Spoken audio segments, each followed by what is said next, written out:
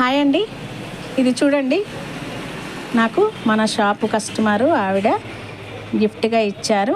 కృష్ణాష్టమి సందర్భంగా గిఫ్ట్గా ఇచ్చారు. చూడండి, నెమలికలతో చాలా డెకరేషన్ చేశారు ఆవిడ. అన్ని డెకరేషన్స్, శారీ కుర్చీలు కానీ ఏదైనా బొకేస్ టైప్ కానీ తన ఓన్ మైండ్తో డెకరేషన్ చేస్తూ ఉంటారనమాట, తన థాట్స్తో. అదేవిధంగా కృష్ణాష్టమి ఉంది కాబట్టి గిఫ్ట్ ఇవ్వాలని అనిపించిందంట తనకి. చూడండి, థర్మాకోల్ పెట్టేసి ఇక్కడ లేస్ పెట్టేసి నెమలికలకి పల్స్ పెట్టేసి ఇలా ఇచ్చారు.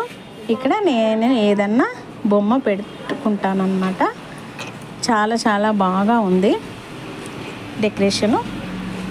నేను మన కస్టమర్స్కి, షాప్ కస్టమర్కి నెక్స్ట్ ఎవరికైనా సరే నేను విత్తనాలు ఇస్తూ ఉంటాను.